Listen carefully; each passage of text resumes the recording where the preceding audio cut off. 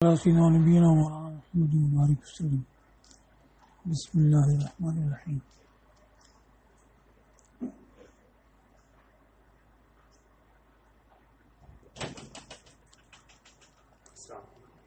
وعليكم السلام.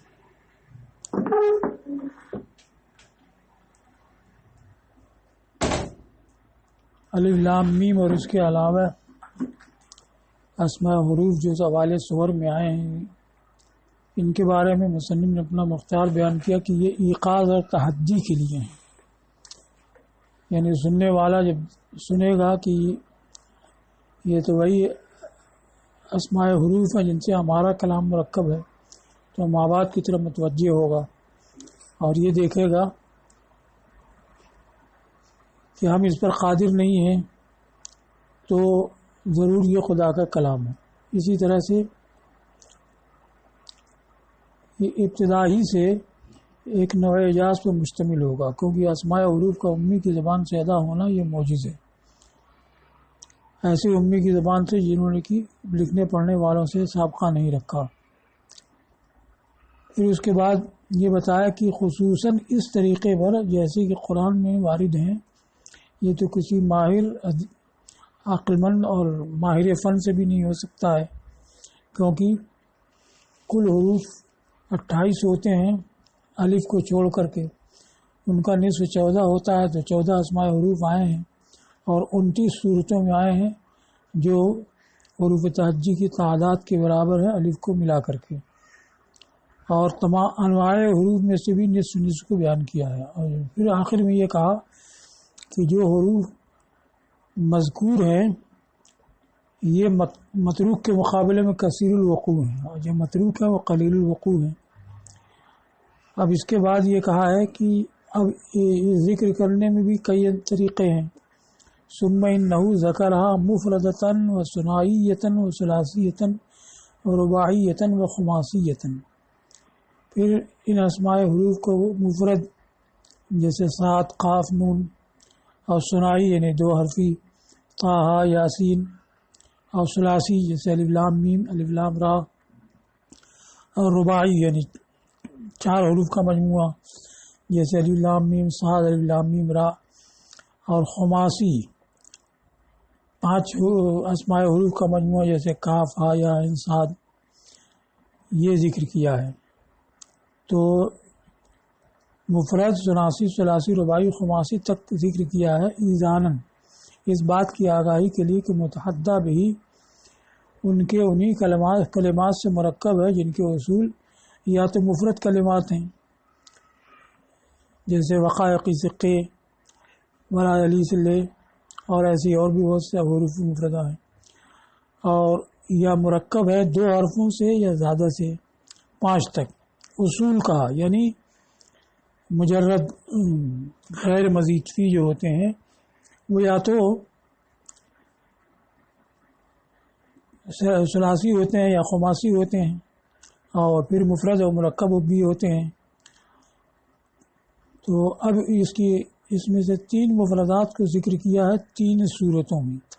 3 مفردات صاد قاف نون 3 صورتوں میں، اس وجہ سے کہ یہ تینوں قسم میں پائے جاتے ہیں، اسم میں بھی فعل میں بھی اور حرف میں بھی. کہ اسم بھی مفرد ہوتا ہے ایک حرف کا، جیسے کاف اسمیہ ہے تو وہ ایک ہی ہے، جیسے کاف ضمیر ہے وہ بھی ایک ہی حرف ہے، اور فعل بھی اسم ایک حرف کا ہوتا ہے جیسے قے لے، اور حرف جیسے حروف قسم ہے یہ ایک حرف کے ہوتے ہیں. تو اسم فعل حرف تینوں ہی ایک حرف ہی ملتے ہیں، اس وجہ سے 3 صورتوں میں ذکر کیا 3 مفردات کو، اور 4 ثنائی ذکر کیا ہے. 4 ثنائی طٰہٰ تاسین یاسین اور حامیم فی 9 سور. 4 ثنائی یہ 9 صورتوں میں آئے ہیں کیونکہ حامیم 6 صورتوں میں آیا ہے، باقی ایک میں تو کل 9 صورتیں ہوئیں.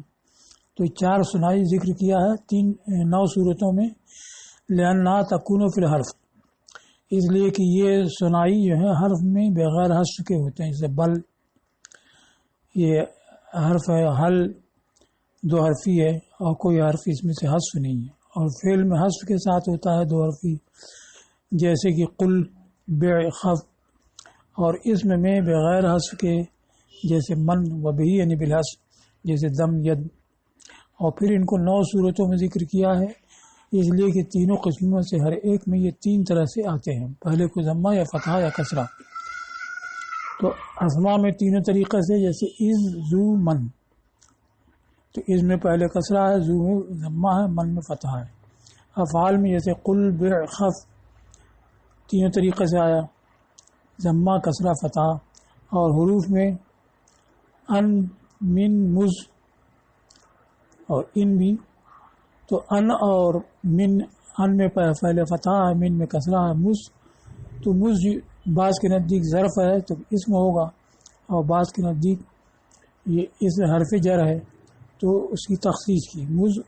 مثال بنے گی علی لغت من جر بہا، ان کی لغت پر جنہوں نے کہ اس کے ذریعے جر دیا ہے. تو یہ 4 ثنائی 9 صورتوں میں اور 3 طریقے پر آئے، یعنی اس طرح سے کہ ان میں سے پہلا مفتوح یا مکسور یا مضموم. ثلاثہ ثلاثیات لمجیئہ فی الاقسام الثلاثہ، اور 3 ثلاثی ذکر کیے ہیں اس لیے کہ یہ تینوں قسموں میں آتے ہیں. اور 3 ثلاثی کیا ہیں؟ الف لام میم، الف لام را، طا سین میم. تو الف لام میم یہ 6 صورتوں میں آیا، الف لام را یہ 5 صورتوں میں، اور طا سین میم یہ 2 صورتوں میں. تو یہ کل 13 ہو گئی، 13 صورتوں میں. تنبیہن علی، یہ 13 صورتوں میں کیوں آئے؟ اس پر تنبیہ کے لیے اصول اوزان، بنا کے معنی وزن، اس کی جمع ابنیہ. اصول اوزان جو مستعمل ہیں وہ 13 ہیں. اصول کا مطلب وہی مجرد غیر مزید فی. یہ اصول جو ہے وہ 13 ہیں. 10 تو اسم کے لیے ہے اور 3 فعل کے لیے ہیں. اسم کے لیے 12 ہونا چاہیے کہ فے پر فتحہ ہوگا یا کسرہ ہوگا یا ضمہ ہوگا، اور اس کے بعد عین ہے تو اس پر فتحہ، کسرہ، ضمہ تو ہوگا ہی، ساکن بھی ہو سکتا ہے. تو عین میں 4 صورتیں ہوں گی، فے میں 3 صورتیں، تو 4 کو 3 میں ضرب دیں گے تو 12 ہوگا. فعل، فعل، فعیل، فعول، یہ 4 ہوئے. پھر فعل، فعال، فعیل، اور فعول بھی ہونا چاہیے، مگر فعل میں کسرہ سے ضمہ کی طرف انتقال ہوتا ہے، یہ ثقیل ہے تو یہ وزن نہیں آتا، ایک کم ہو گیا تو یہ 7 ہوئے. پھر فعل، فعال، اور فعیل ایک ہونا چاہیے، وہ نہیں آیا، فعل، تو 7 3 10 ہوئی. اور فعیل کا وزن اس میں ضمہ سے کسرہ کی طرف انتقال ہوتا ہے، یہ ثقیل ہے تو اسم میں یہ نہیں آیا، ہاں فعل میں آیا ہے، فعل مجہول. تو 10 اوزان تو اسم کے ہو گئے، اور 3 فعلہ، فعلہ، فعولہ یہ فعل کے ہو گئے، کل 13 ہوئے. تو اس پر تنبیہ کرنے کے لیے ثلاثیات کو 13 صورتوں میں ذکر کیا گیا ہے. ورباعیتین و خماسیتین، اور 2 رباعی اور 2 خماسی. تو 2 رباعی الف لام میم صاد، الف لام میم را. 2 خماسی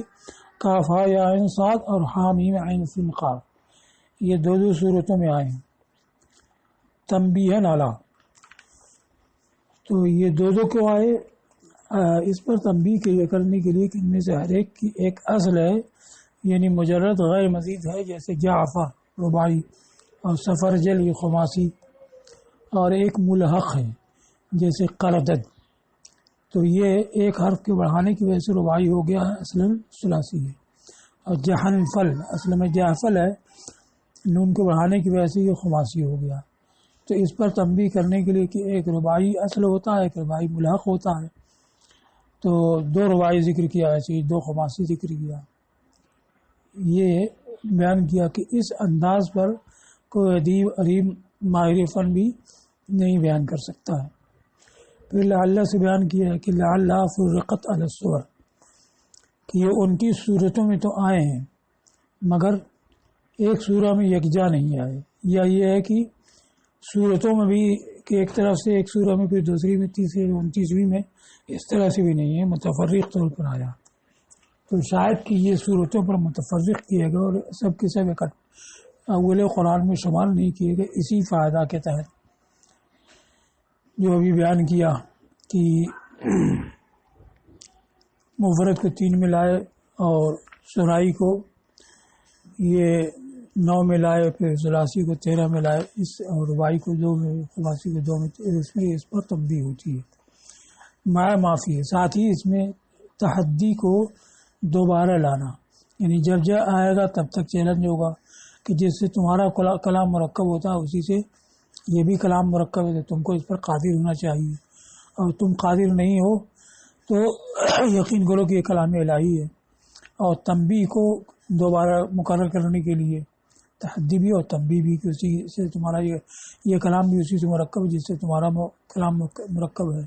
اور مبالغہ کے لیے کہ بار بار تحدی تنبیہ ہوگی تو اس میں مبالغہ ہوگا۔ تو اب ان کا کوئی معنی مراد نہیں ہے بلکہ ایقاظ و تحدی کے لیے آئے ہیں۔ اب ترکیب میں کیا واقع ہوگا اس کو بیان کیا کہ مطلب یہ ہوگا کہ حاضر المتحدہ بھی مؤلف من جنس الف لام میم، مثلا تو المتحدہ بھی مبتدا مقدر نکالیں گے اور مؤلف من جنس حاضر الحروف یہ خبر نکالیں گے، یا المؤلف من جنس الف لام میم یہ مبتدا ہو جائے، قضا یعنی متحدن بھی یہ خبر ہو جائے۔ تو یہ مطلب ہوگا کہ یہ جس کے ذریعے کلم کیا گیا انہی حروف کے جنس سے مرکب ہے، یا جو جنس الف لام میم سے مرکب ہے وہ متحدہ بھی ہے۔ تو یہ وہ قول ہوا جس کو مصنف نے اختیار کیا۔ اس کے علاوہ اوائل سور میں جو اسماء حروف آئے ان کے بارے میں اور بھی اقوال ہیں۔ ایک تو یہ کہا گیا کہ جن صورتوں کے شروع میں آئے ان کا نام ہے، دوسرے کہا گیا کہ یہ تنبیہ کے لیے زائد ہیں، تیسرے یہ کہا گیا کہ کچھ کلمات کی جانب اشارہ ہیں جیسے قاف وقفتوں کی طرف اشارہ، چوتھا یہ کہ کچھ قوموں کی مدتوں یا کچھ واقعات کے اوقات کا بیان ہے، پانچواں یہ کہ مقسم بہی ہے، یعنی بطور عزت اور شرف کے ان کی قسم یاد کی گئی کہ اللہ تعالیٰ نے جن چیزوں کی قسم یاد فرمائی گئی ہے تو ان کی عزت اور شرف ظاہر کرنے کے لیے تو ان اسماء حروف کی عزت و شرف ظاہر کی ہے کہ ان سے کلام الہی مرکب ہے، تو ان کی عزت و شرف ظاہر کرنے کے لیے یہ ذکر کیا ہے بطور قسم۔ چھٹا یہ کیا قرآن کے اسماء ہیں، ساتواں یہ کہ اللہ کے اسماء ہیں، آٹھواں یہ کہ سر استاثرہ اللہ بعلمہ، یہ خدا اور رسول کے درمیان ایک راز ہے، اس کو وہی جانتے ہیں۔ اور یہ اسلم مذہب ہے کہ متشابہات میں سے ہے، متشابہ میں یہی ہے کہ اس کی مراد کو خدا اور رسول کے ثبوت کیا جائے۔ تو اب دوسرا قول جو مشہور ہے کہ جن صورتوں کے شروع میں آئے ہیں ان صورتوں کا یہ نام ہے، اس کو کہا ہے وعلیہ اطباق الاکثر، اور اس پر اکثر مفسرین کا اتفاق ہے۔ اب ان اسماء حروف سے صورتوں کو موسوم کرنے کا فائدہ، تو اصل یہ ہے کہ جب کوئی لفظ منقول ہوتا ہے اور پھر اس منقول سے کسی کو موسوم کیا جاتا ہے تو اصلی معنی ملحوظ رکھنا بہتر ہوتا ہے۔ جیسے سعد کسی کا نام رکھا تو سعادت کا معنی ملاحظہ کرنا اس میں بہتر ہوتا ہے، حسن نام رکھا تو حسن کا معنی اس میں ملاحظہ کرنا بہتر ہوتا ہے۔ تو اب یہ حروف تہجی کے اسماء سے منقول ہے، اب صورتوں کے اسماء ہو گئے، تو چونکہ یہ منقول اسی سے ہے تو اس کا اشعار ہوگا کہ پہلے یہ حروف تہجی کے اسماء تھے، اب صورتوں کا اسم ہو گئے، تو بالواسطہ اس پر دلالت ہوگی کہ یہ جس سے ان کا کلام مرکب ہوتا ہے اسی سے یہ بھی مرکب ہے۔ تو سمیت بہا اشعاراً، ان صورتوں کو ان اسماء حروف سے موسوم کیا گیا اس بات کا پتہ دینے کے لیے کہ یہ سب ایسے کلمات ہیں جن کی ترکیب معلوم ہے، تو اگر یہ اللہ کی طرف سے وحی نہ ہوتی تو لم تتساقط مقدرتہم، مقدرہ دال کے تینوں حرکتوں کے ساتھ مقدرہ مقدرہ مقدرہ، کہ ان کی قدرت اس کے معارضے سے ساقط نہ ہوتی۔ تو پہلے میں یہ ہے کہ اولاً ہی تحدی ہوگی کہ معنی ان کا کچھ ملحوظ نہیں ہے، تو ان کے ذکر کرنے سے تحدی ہوگی اور تب بھی ہوگی کہ جس سے وہ ان کا کلام مرکب ہوتا ہے اسی سے یہ وہی مرکب ہے، اور اس میں ہونے کی صورت میں بالواسطہ ہوگی کہ اسم ہونے کے لحاظ سے جن صورتوں کے شروع میں ان کا نام ہے، لیکن چونکہ منقول اور منقول عنہ میں کچھ مناسبت چاہیے، منقول عنہ تو حروف تہجی کے اسماء ہیں، تو اس کی طرف اشارہ ہوگا کہ ان سے نقل کیا گیا ہے، یہی تو یہ ظاہر ہوگا کہ جن سے ان کا کلام مرکب ہوتا ہے یہ مرکب ہے۔ تو اگر یہ کہتے ہیں کہ انسانی کلام ہو تو ان کو اس پر قادر ہونا چاہیے، مگر قادر نہیں ہے تو یقین کریں کہ یہ کلام الہی ہے۔ اب اس پر دلیل قائم کی گئی ہے کہ اسماء صور ہیں۔ جو لوگ کہتے ہیں کہ صورتوں کے نام ہیں تو وہ کہتے ہیں کہ اگر یہ مفہیم نہ ہوں، یعنی کسی معنی کو بتانے والے نہ ہوں، بے معنی ہوں، تو ان کے ذریعے خطاب ایسے ہی ہوگا جیسے محمل لفظ سے خطاب ہوتا ہے، اور جیسے کہ عربی کے ساتھ زنجی میں حبشی زبان میں کلام ہو کہ مخاطب کو کچھ سمجھ ہی میں نہیں آئے گا۔ تو اگر یہ کہتے ہیں کہ ان کا کچھ معنی نہیں ہے تو مخاطب کو کچھ نہیں معلوم ہوگا، وہ کلام بے فائدہ ہو جائے گا، اور جب بے فائدہ ہوگا تو پورا قرآن بیان اور ہدایت نہیں ہوگا کہ بہت سے کلمات اس میں ایسے نکل آئے جن کا کوئی معنی ہی نہیں ہے، اور پھر تحدی بھی اس کے ذریعے ممکن نہیں ہوگی، کیونکہ یہ تو نقص ہو گیا اور ناقص کے ذریعے تحدی نہیں ہو سکتی ہے۔ یہ ایک شق ہوئی۔ اور اگر مفہیم ہو یعنی کسی معنی کو بتانے والے ہوں تو یا تو ان سے وہی صورتیں مراد ہوں جن کا یہ آغاز ہے، التی ہے مستحلھا، مستحل معنی آغاز کی جگہ، یا تو ان سے وہی صورتیں مراد ہوں جن کا یہ آغاز ہے، اس طور پر کہ یہ ان صورتوں کے القاب ہے، یا یہ کہ کچھ اور مراد ہے۔ یہ دوسری شق ہوئی کہ اگر بامعنی ہوں تو وہی صورتیں انہی صورتوں کے القاب کے طور پر ہوں گے، یا کچھ اور معنی ہوگا، ثانی کے کچھ اور معنی ہو، یہ باطل ہے۔ اما لأنہ، اس لیے کہ یا تو مراد وہ معنی ہو جس کے لیے کہ یہ زبان عرب میں وضع کیے گئے ہیں، یعنی تہجی کے لیے، تو ظاہر ہے کہ یہ ایسا نہیں ہے، یا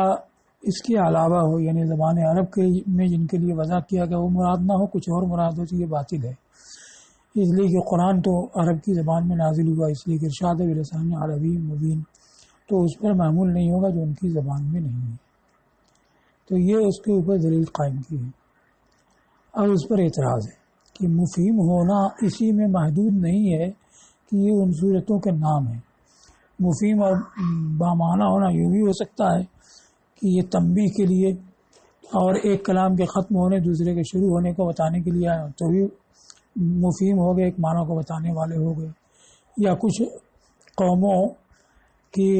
اوقات اور واقعات کے اوقات کی جانب اشارہ ہو تو بھی معنی ہو گیا، یا کچھ کلمات کا اختصار ہو، یا یہ کہ مقسم بہی ہو اور ان کی قسم شرف اور عزت کی وصیت کی گئی ہو، تو یہ دعویٰ کہ مفہیم ہوں گے تو بحث صورتوں کے نام ہی ہوں گے، یہ ہم نہیں تسلیم کرتے ہیں، بلکہ بامعنی ہونا اس طریقے سے بھی ہو جاتا ہے۔ تو لا یقال سے اعتراض ذکر کیا ہے، پھر اس کے بعد لأننا نقول سے جواب دیا ہے کہ یہ اعتراض نہیں ہو سکتا، اس لیے کہ ہم یہ جواب رکھتے ہیں، اور معارضہ بھی کیا ہے کہ اگر ان کو نام مانتے ہیں تو تین نام ایک شخص کا ہو، یا تین ناموں کو ملا کر کے ایک نام کر دیا گیا ہو، تو یہ زبان عرب میں معہود نہیں ہے۔ جیسے بال بک ہے کہ یہ دو ناموں کو ملا کے ایک کر دیا گیا، ماضی کرب ہے تو دو کو ملا کے ایک کر دیا گیا، مگر تین کو ملا کے ایک کر دیا گیا ہو، ایسے زبان عرب میں نہیں۔ اور دو اعتراض اور کیے ہیں، تو کہا کہ یہ اعتراض نہ کیا ہے لأننا نقول، اس لیے کہ ہم یہ جواب دیتے ہیں۔ تو لأننا نقول سے پھر اس کا جواب ہے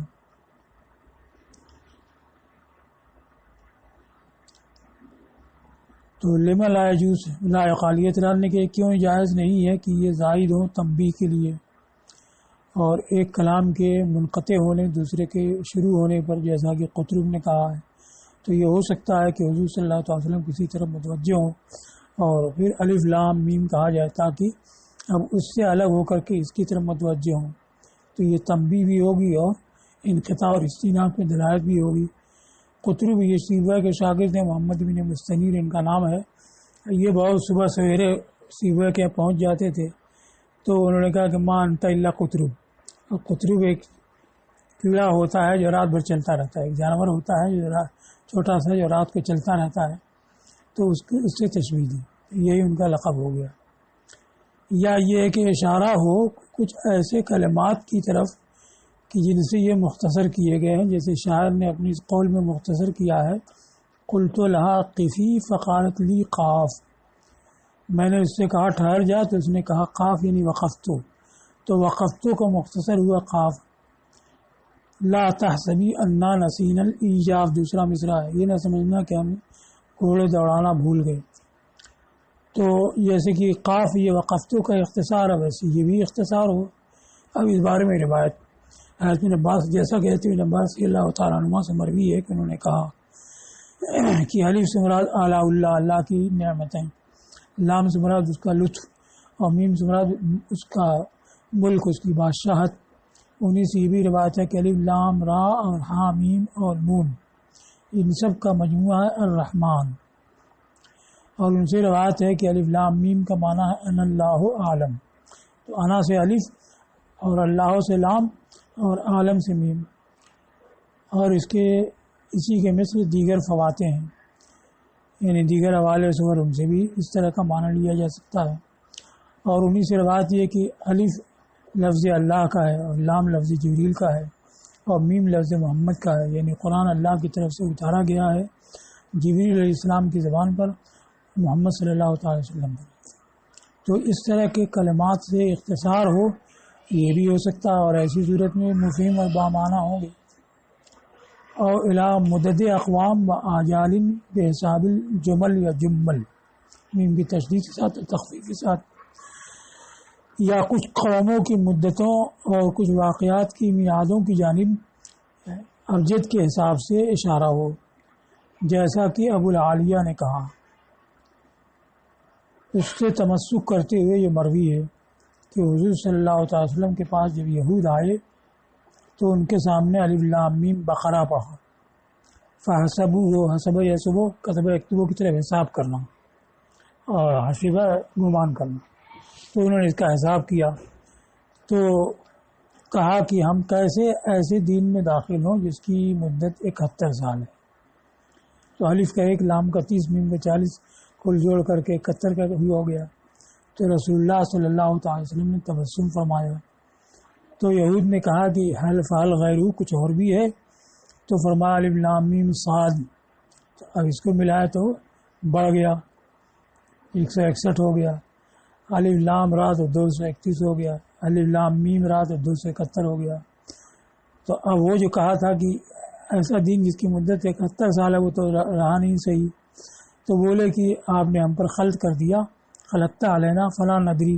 ہم نہیں جانتے کہ ہم اس میں سے کس کو لیں۔ تو اب اس سے یہ تو یہود کا استخراج ہوا، اس سے یہ کیسے معلوم ہو سکتا ہے کہ قوموں کی مدتوں کی جانب اشارہ ہے؟ تو اس کے جواب میں کہا کہ حضور صلی اللہ علیہ وسلم کا ان اسماء حروف کو اس ترتیب سے ان کے سامنے پڑھنا اور ان کے استنباط پر ان کو برقرار رکھنا، اس کی دلیل ہے کہ یہ اشارہ اس کی طرف ہو سکتا ہے۔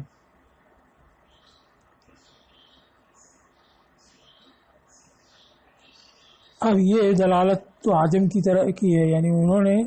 حروف ابجد سے گنتی لے کر کے اشارہ یہ نکالا ہے، عرب میں یہ ہے نہیں، تو اس کا جواب دیا ہے کہ یہ دلالت اگرچہ عربی نہیں ہے لیکن لوگوں کے درمیان، یہاں تک کہ عرب کے درمیان بھی مشہور ہونے کی وجہ سے تلحقھا بالمعربات، تو یہ اس کو معرب کلمات سے لاحق کر دے گا، جیسے مشکات، سجیل، قسطاس، کہ اصل میں یہ غیر عربی ہیں لیکن زبان عرب میں استعمال ہوئے، تو زبان عرب میں استعمال ہونے کی وجہ سے اب عربی کا جز ہو گئے۔ تو اسی طریقہ سے ابجد سے حساب لینا یہ اگرچہ عجم کی ایجاد ہے، انہیں کے یہاں یہ جاری ہے لیکن یہ مشہور ہو کر کے عرب میں بھی جاری ہو گیا، تو یہ دلالت عربی ہو گئی، لہذا اس کو مانا جا سکتا ہے۔ اچھا، اور مفہوم ہونا اسی پہ محدود نہیں، یہ ہو سکتا ہے کہ یہ حروف مبسوطہ پر دلالت کرنے والے ہوں، اس حالت میں کہ ان کی قسم یاد کی گئی ہے ان کی عزت اور شرافت کی وجہ سے۔ عزت اس لحاظ سے کہ اللہ تعالیٰ کے اسماء کے مفردات، بسائط اور اس کی خطاب کا مادہ ہے۔ تو اعتراض کے طور پر یہ بتایا کہ مفہیم ہونا اسماء صور ہونے ہی میں منحصر نہیں ہے، زائد برائے تنبیہ یا کلمات کا اختصار یا واقعات کی جانب ابجد کے حساب سے اشارہ یا مقسم بہی بطور قسم یہ ہو سکتے ہیں. ہاذا یعنی خذ ہاذا یا احفظ ہاذا، یہ جو منع وارد کیا ہے میں سندوں کے، اس کو یاد رکھو. اب معارضہ ہے، اور یہ کہنا کہ یہ صورتوں کے نام ہیں، تو صورتوں کے نام ہونے کا دعویٰ تھا، اس پر معارضہ ہے کہ یہ کہنا کہ یہ صورتوں کا نام ہے، یہ اس بات کو ان کو نکال دیتا ہے ایسی چیز کی طرف جو زبان عرب میں نہیں ہے. اس لیے کہ 3 یا زیادہ ناموں سے نام رکھنا یہ ان کے نزدیک اجنبی اور بیگانہ ہے. ایک دوسرے کی اسم اور مصبہ کے اتحاد تک پہنچانے والا ہے، اس لحاظ سے کہ الف لام میم پوری سورہ کا نام ہے اور پوری سورہ میں الف لام میم بھی ہے، تو الف لام میم اسم بھی ہوا اور مسمہ بھی ہوا. حالانکہ دونوں میں فرق ہے، مسمہ مجموعہ ہے من حیث الکل اور اسم جو ہے وہ ایک جز ہے، اور مجموع من حیث المجموع اور جز یہ دونوں ایک نہیں ہوتے. بہرحال یہ اعتراض ہے کہ اس مسمہ کا ایک ہونا لازم آئے گا. تیسرا اعتراض یہ ہے کہ جز کا کل سے مؤخر ہونا یہ جز کے کل سے مؤخر ہونے کا طالب ہے. وہ کیسے؟ اس لحاظ سے کہ اسم رتبتاً مسمہ سے مؤخر ہوتا ہے کہ پہلے کوئی نہ کوئی ذات معین کی جاتی ہے، پھر اس کے مقابلے میں اسم وضع کیا جاتا ہے. تو اب پوری سورہ کے مقابلے میں ایک اسم رکھا گیا تو اسم مؤخر ہوگا اور پوری سورہ یہ مقدم ہوگی. حالانکہ یہی الف لام میم مثلا جز ہے اور جز جو ہے کل سے مقدم ہوتا ہے، تو وہی اس لحاظ سے کہ جز ہے مقدم ہوگا، اس لحاظ سے کہ نام ہے مؤخر ہوگا، تو دور لازم آئے گا. من وجین و مقدم ہو رہا ہے، ایک لحاظ سے مؤخر ہو رہا ہے. تو یہ معارضہ ہوا. ان سب کو کہا کہ لا یقال، یہ اعتراضات نہ کی جائیں، اس لیے کہ ہم کہتے ہیں کہ یہ الفاظ تنبیہ کے لیے اور انقطاع پر دلالت کے لیے مزید ہو کر کے معہود نہیں. پہلا یہی تھا کہ کیوں نہیں ہو سکتا کہ زائد برائے تنبیہ ہو یا انقطاع کلام کی دلالت کرنے والے ہوں. تو یہ کہا ہے کہ اس طور پر تنبیہ کے لیے الا اما ہاں اس طرح کے الفاظ زبان عرب میں معہود ہیں، لیکن الف لام میم سات قاف نون یہ تنبیہ کے لیے معہود نہیں ہے. اب رہ گیا استیناف کہ یہ پڑھا جائے گا الف لام میم تو معلوم ہوگا کہ ایک کلام شروع ہو رہا ہے. تو کہا کہ استیناف تو ان کے لیے بھی لازم، ان کے علاوہ کہ لم یکن الذین کفروا یہ پڑھا جائے گا تو معلوم ہوگا کہ ایک سورہ شروع ہو رہی ہے. تو استیناف تو ان کے لیے بھی لازم، ان کے علاوہ کے لیے بھی، اس لحاظ سے کہ حوالے صور ہیں، اور یہ اس بات کو نہیں چاہتا ہے کہ ان کے لیے ان کے مقام میں کوئی معنی نہ ہو، یعنی نام نہ ہو. اب دوسرا یہ تھا کہ کچھ کلمات کے اختصار ہوں، تو اس کو کہا ہے کہ یہ معین کلمات سے اختصار کے لیے ان کی زبان میں مستعمل نہیں ہے. اب شعر جو پیش کیا قلت العاقفی فقالت لی قاف، یہ شاذ ہے. اور ابن عباس کا جو ارشاد ہے وہ تفہیم کے طور پر ہے، تنبیہ ہے اس بات پر کہ یہ حروف اسماء کا سرچشمہ اور خطاب کا مبدا ہے، اور عمدہ مثالوں سے تمثیل ہے کہ انہوں نے ان سب کا مبدا جو اچھا لیا، اور یہ کہ یہی معنی ہے یہ ان کی مراد نہیں. اس لیے کہ اگر یہ مراد ہوتی تو کبھی انہوں نے الف کو اعلیٰ سے لیا، کبھی انا سے لیا، کبھی اللہ سے لیا، یہ نہ ہوتا. کیا یہ نہیں دیکھتے کہ انہوں نے ہر حرف کو جدا جداگانہ کلمات سے شمار کیا ہے؟ یہ تفسیر اور ان معنی کے ساتھ دوسرے کو چھوڑ کر کے تخصیص نہیں ہے، اس لیے کہ لفظاً اور معنی کوئی مخصص نہیں ہے. اور جمل کے حساب سے قوم و مدتوں کی جانب اشارہ ہو تو اس کو کہا ہے کہ، اور نہیں جمل کے حساب سے کہ ان کو معربات سے لاحق کیا جائے. اور حدیث میں اس پر کوئی دلیل نہیں، اس لیے کہ ہو سکتا ہے کہ حضور صلی اللہ تعالی وسلم نے ان کی جہالت سے تعجب کی وجہ سے تبسم فرمایا ہو. ہاں مقسم بہی ہونا یہ ممکن ہے، لیکن جب ان کو مقسم بہی مانیں گے، جیسے سعد مقسم بہی ہوا تو اس سے پہلے فعل قسم اور فاعل اس کا، پھر حرف قسم جیسے اقسم بسعد، یہ سب مقدر ماننا پڑے گا. اور یہ سب مقدر ہے، اس پہ کوئی دلیل نہیں ہے۔ تو ان کا مقسم بھی ہونا اگرچہ ممتنع نہیں ہے، یعنی ممکن ہے، لیکن نحو یحوج الی اضمار اشیاء لا دلیل علیہا، لیکن یہ حاجت مند بناتا ہے ایسی چیزوں کے مقدر ماننے کا جن پر کوئی دلیل نہیں ہے۔ اب جو یہ کہا تھا کہ عرب میں 3 یا زیادہ ناموں سے نام رکھنا یہ معہود نہیں ہے، اس کا جواب دیا ہے کہ یہ معہود نہیں اس طور پر جو بالبک اور حضرموت کی طرح ان کو ملا کر کے ایک لفظ کر دیا ہے، تو 3 یا زیادہ کے ساتھ یہ معہود نہیں ہے، لیکن جب الگ الگ رکھا جائے تو یہ عرب میں واقع اور موجود ہے۔ جیسے شابہ کرنا پورا جملہ، یہ بتشرہ پورا جملہ ایک کا نام رکھ دیا گیا، تو یہ زبان عرب کے خلاف نہیں ہے۔ تو 3 ناموں سے نام رکھنا یہ ناجائز ہوتا ہے جب ان کو ملا دیا جائے اور بالبک کی طرح ایک نام کر دیا جائے، لیکن جب ان کو اذا نصرت نصرہ اسماعی عدد اسماعی عدد سے ثلاث اسنان ثلاث اربع، تو جب اسماعی عدد کی طرح ان کو منتشر رکھا جائے تو یہ ناجائز نہیں ہے۔ ورنہ ہی کا بمعنی کافی کا، تو جو امر کافی ہوتا ہے اس کے لیے نائک ہے، یعنی یہ تم کو دوسرا تلاش کرنے سے روکنے والا ہے، تو حاصل نکلتا ہے کہ یہ کافی ہے، اور تمہارے لیے کافی ہے کہ سیغے نے برابر رکھا ہے ایک جملہ سے نام رکھنا، جیسے شابہ کرنا، اور شعر کے ایک بیت سے نام رکھنا، کہ پورا ایک شعر کسی قصیدہ کا نام رکھ دیا جائے، جیسے قفا نفک من ذکر حبیبی و منزلی، پورا شعر یہ امر القیس کے قصیدے کا نام ہو جائے، یا اور کوئی و تسمیت و طائفۃ من اسماء حروف المعجم، اور برابر رکھا ہے نام رکھنے میں اس کو بھی کہ حروف معجم کے ناموں میں سے ایک حصے کو نام بنا دیا جائے، تو ان کے نزدیک یہی ہے کہ پورا جملہ بھی نام ہو سکتا ہے، ایک شعر پورا یہ بھی نام ہو سکتا ہے، اور اسماء حروف مل کر کے یہ بھی ایک نام ہو سکتے ہیں۔ اب جو کہا تھا کہ اسم اور مسمہ کا ایک ہونا لازم ہوتا ہے، تو اس کو کہا کہ مسمہ سورہ کا مجموعہ ہے اور اسم اس کا جز ہے، تو کل من حیث الکل یہ مسمہ ہے اور اسم اس کا جز ہے، تو کل اور جز اسم اور مسمہ یہ دونوں ایک نہیں ہوئے، اتحاد نہیں ہوا۔ اب یہ کہا ہے کہ اگر یہ نام ہو تو رتبتاً مؤخر ہوگا، اور